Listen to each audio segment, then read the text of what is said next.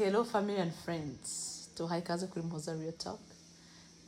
Twizere ko mumeze neza ahantu hose uherereye, turakwakiriye n'umutima ukunze, tugusabiye amahoro y'Imana, imigisha Imana itanga ibe kuri wowe ahantu hose uri. Hanyuma murizi ko kwatura neza birarema, ukigifungura nkwifurije imigisha y'Imana uyu munsi wawuronka. Noneho rero ikindi ndashimira abantu mwalakinze mwa subscribe ikintu cyose mwakoze, turagishimira cyane, Imana ibahe umugisha. Uri mushyashya kuri channel, you are more than welcome. Usanzwe udukurikirana aha ni wanyu urisanga mu rugo. Noneho rero kwa kundi nihuta niko nubundi ntabwo ndi butindi. Iyi nkuru tujye kubabwira ni inkuru twahawe n'umukunzi wacu, twahawe n'umupapa. Umupapa yakoze cyane, umupapa utifuza ku exposa, utifuza kuzana famille y'isura ye hano, kuvuga umugore w'izina rye, kuvuga abana, ntago bishaka. Niyo mpamvu yadutumye kugira ngo tumutumikire, kuko nawe arabizi umuntu uri mugarakora kuri benshi, ntago yifuza kugira we akomeretse mu itambuka ry'inkuru ye. Aha, bimeze biti. Uyu mwana w'umusore yararambagije, akunda umugabo bamurangira, bamuhaye pass. Bamuhaye pass, bamurangira umukobwa utuye mu Rwanda. We atuye hano, atuye muri Amerika, umuhungu nyine. Arangije araje ageze ati umukobwa usa n'ubusa, nyagasani we ni mwiza koko. Nanjye nabonye amafoto, umukobwa mwiza umaze isoni, mwiza koko. Ati nkimubona ndavuga ati wanjye n'uyu ewana kabisa. Barabonana, barangije asubirayo, nyuma araza bakora umurenge, asubirayo, atangira process za declaration. Nyuma umugore aza kuza bakora ubukwe, umugabo aza kugaruka mu Rwanda bakora ubukwe. Amaze kuza mu Rwanda akoze ubukwe nyine bwa bundi bwa ushoze nababwiye ngo bi bya bindi. Ubukwe buryoshye bushyushye bwiza cyane, bwaciye no ku social media, ku YouTube, ababutashye barabwiye enjoyings. Ubukwe burarangiye, umuhungu asubira agaruka muri Amerika, umukobwa asigara mu Rwanda, asiga amuteye inda. Nibyo bashakaga, nibyo ryari isengesho ryabo. Nuko arangije umuhungu arasa, atari ko nkimara kugera mu Rwanda, nkimara kugaruka muri Amerika, atanu akahamagara umunsi, umugore wawe Slay Queen abaha, umugore wabaha. Kandi namwe abantu umuntu bumva iteka ryose yakwicara gusa ariko ateranya abantu, ariko avuga ibintu ese biba bikureba kwiki. Nawe uyumvemo niba urimo wigaye, niba uzi ko ikiganiro wakoze kuva mu gitondo kugeza bwije nta kintu cy'iterambere waganiriye gusa umuntu, nawe wigaye. Kandi nawe umuvuga nabi. Nuko rero ngo bamubwira umugore nabi, bamubwira umugore we nabi, ageze ngo bimva nawe arabihaza, bagasimana yanjye. Kubw'amahirwe bikiri muri izo rwaserera bitaraba nabi, umugore aransanga, araza. Maze kuhagera barabana. Bakihagera umugore atangira kujya avuga ngo nta mesa, ngo ntakora ibi akazi ko mu rugo. Ati kabisa mu rugo baragenda mu mwanda, mu nzu y'umwanda, abantu bakajya akavuga ati umugore mwiza gutya, amunze asa gutya. Ati umwanda pe, kubera ko yamenyereye abakozi, yamenyereye ubuzima bworoshye. Hageze hano asanze umuntu wese arimenya, umuntu wese ari papa, ibintu byose urabyikorera. Ati ndavunika nkajya nkora ibintu n'imirimo yo mu rugo nkayikora. Nkavuga ati uyu mugore nkabyibazaho nyine, ariko ati nkabitaho.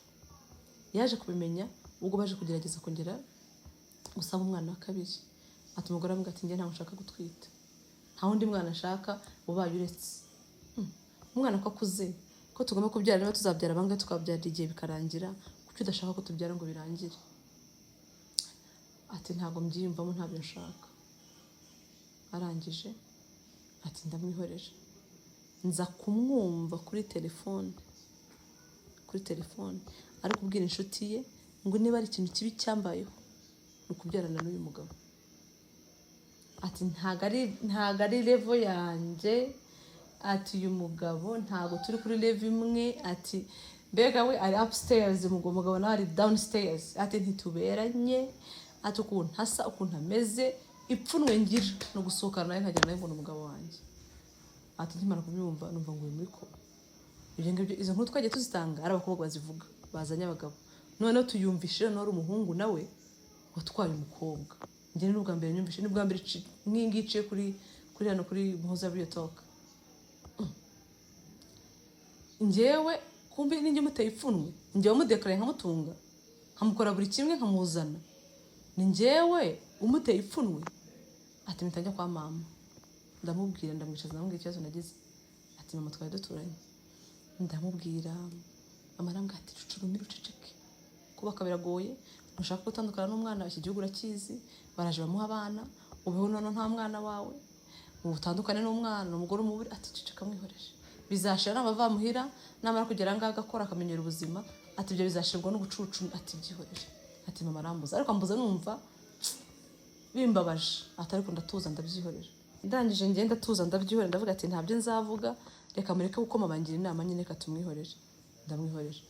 Noneho aho byaje kuba ikibazo, nakwita ngiye ko ari umugisha, we abyita ikibazo, aza gusama. Umuntu warase tubana twamenye ko byagenze, arasama.